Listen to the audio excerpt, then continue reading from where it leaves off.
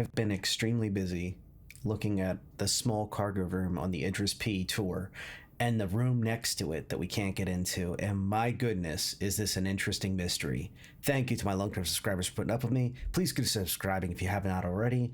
Anyway, this is the small cargo room that does not make any sense. It has these large gantries on the ceiling. It has these holes in the wall. It has a door you're not allowed through. And I'm about to show you why that's the case and what this room was originally. So this room in the Idris-M series was a holding area for size 5 torpedoes that would then be loaded onto these racks and then move through the wall. That wall in the Idris-P is mostly modules, except for those 2 caution doors. I believe these doors have a key role in moving goods between the 2 rooms, but I can't quite prove it yet.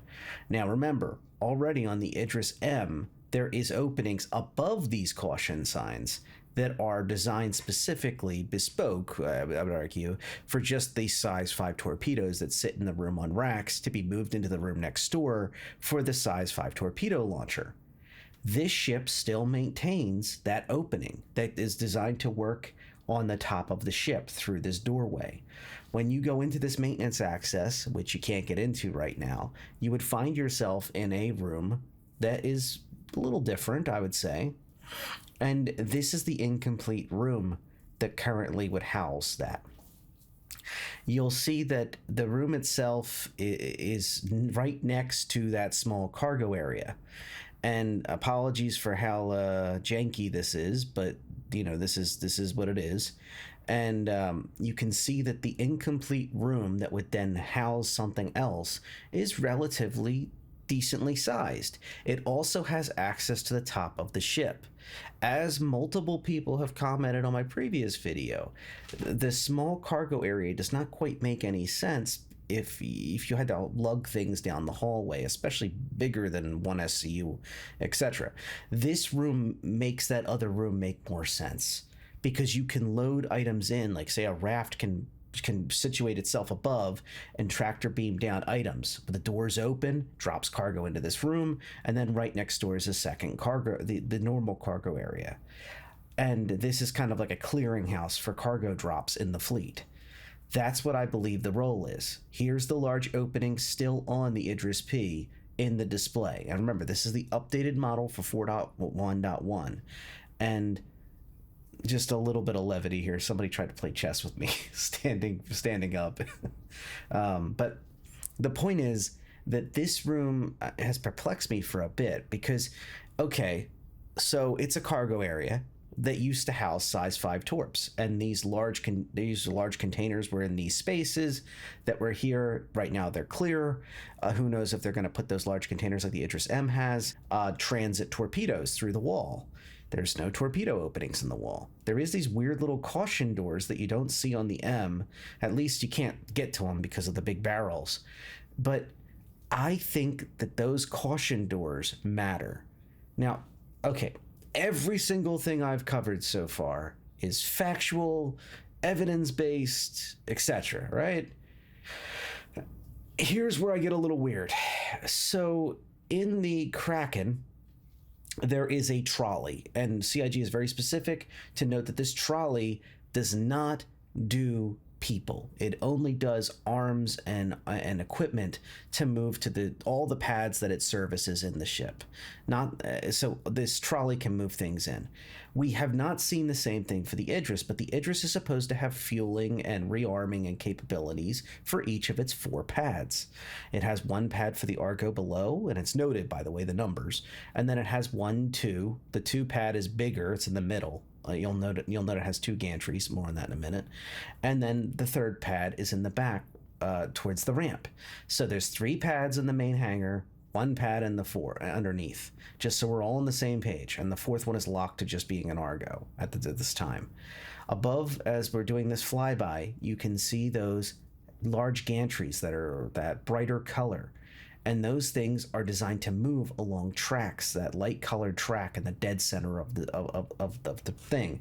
And each one is locked into a certain range. See the safety stops at the ends that are blinking lights, and they service a pad. The center one, pad 2, the biggest of the 3 pads in the main hangar, the biggest pad on the entire ship, has two gantries. So obviously those gantries would have to negotiate working together, or there's a safety stop. I'd have to double check that. But the point is that these gantries are there, and they are designed obviously to service the ships.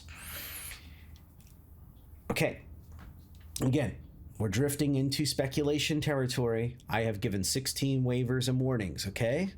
So, I believe those 2 little caution doorways inside that small cargo room may load in via handwavium goods and resources into those gantries, because then that would check the box that CIG has given themselves, where there needs to be pad services at these locations.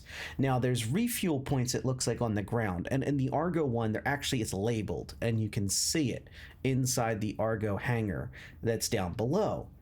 But there's the refuel points that I can find on the ground inside the main hangar. I can't tell which ones are service versus refueling versus something else. There's also fuel tubes running all over the ship.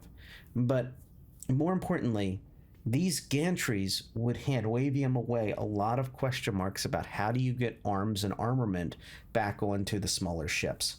You can see the caution signs noting where there's movement.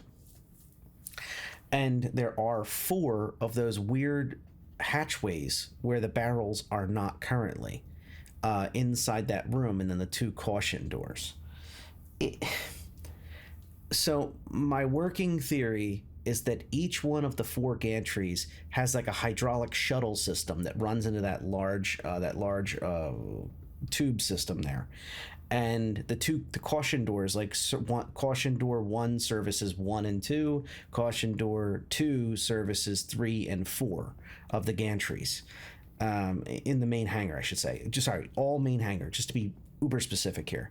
Remember, the Argos, the MPUB, the Argo MPUBs do not have armament, so there's no ballistic armament on the Argo MPUBs, and even if there was, who cares? It's an Argo MPUB. It's not going to defend itself too much. This area that has 4 mega gantries that are on this huge cylinder system, like that squared off area, I believe could have rearming capacity through that system, and then it's not an issue anymore CIG has to check off the boxes of. There's no need for some complicated animations like the trolley system the Krakens will eventually get, that has to run the whole length of hallways and such, that's all visible to the player. And instead they just animate the gantries, and then they say, look, the gantry is supplied by this hydraulic system from the small cargo area, and there's a loading system from the exterior in that other room that we showed at the earlier that is not currently implemented yet. It would also allow you to have space in that other room to have you could see the back end of those hydraulics that are feeding into the floor.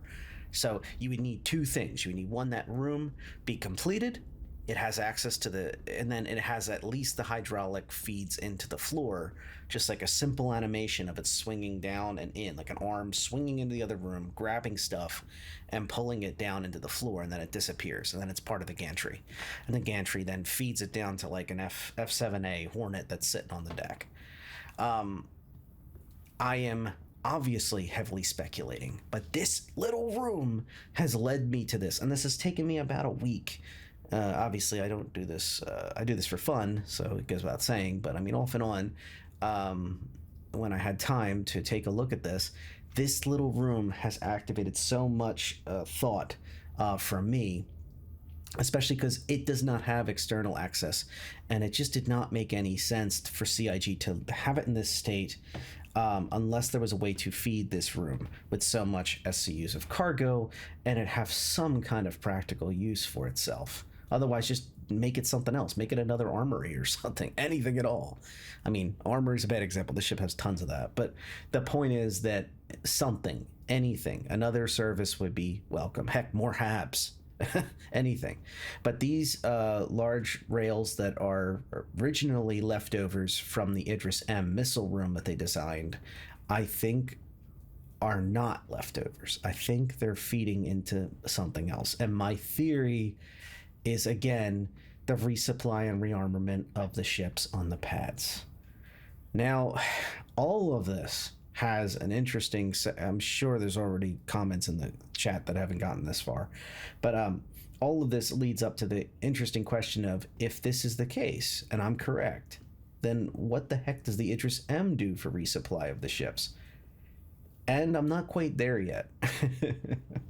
If this is full of size 5 torps, then I think that the Idris-M will need to have another mechanism from the main cargo area or a separate part of the ship that would then have their resupply. I'm not sure exactly where that is and how that would operate. I just know what I'm dealing with here, and I'm trying to make sense of it. As it stands, if all of that speculation is gone, then at the very least, I believe we have a room that can be resupplied through that bright red door from the outside. And then you feed everything in, and that's it. It's a pad that goes from the outside of the ship to the inside, and then it passes through that doorway, and then bam, it's on the cargo racks here. And these oversized gantries are just legacy items from the size 5 torp movements system. That's what I got right now. For those that are wondering, I did some research on the Idris-K. The missile pack, the porcupine-looking thing on the front that you get is not in the same spot. That's ahead of us. It's like if you look to the north of the ship, it would be all the way at the front. It replaces a turret up there, at least in the original sales pitch of the Idris-K. So it's not the same as the Idris-M with its torpedo launching system that was in that room that CIG put a ton of work into. And I've got to say, I don't think CIG would have put all that work into one of the variants without even at least considering what the heck the other variant was going to do. I think putting this significant amount of SCU, 48 SCU, just sitting in this room, not counting unofficial SCU that'll be shoved around the sides, provided it doesn't damage the ship, is a huge amount of cargo to shove into a tiny little space like this without having some reasoning behind it. Although, again, fleet services, things that you can land next door and pop in through that would be useful to throw in and throw out a fleet during a combat situation.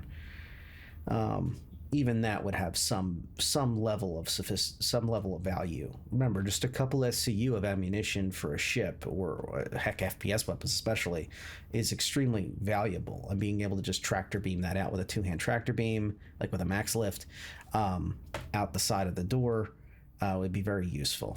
But wouldn't it be fun if my crazy speculation was true? I don't know. And I debated making this video or not. I'm welcome to comments on it. Again, I'll do one more plug. Thank you to my long-term subscribers for sticking up with. Thank you to my long-term subscribers for putting up with me. This is one of those kind of videos. Yeah. Thanks for being here. Yeah, I'll have a great weekend. Take care.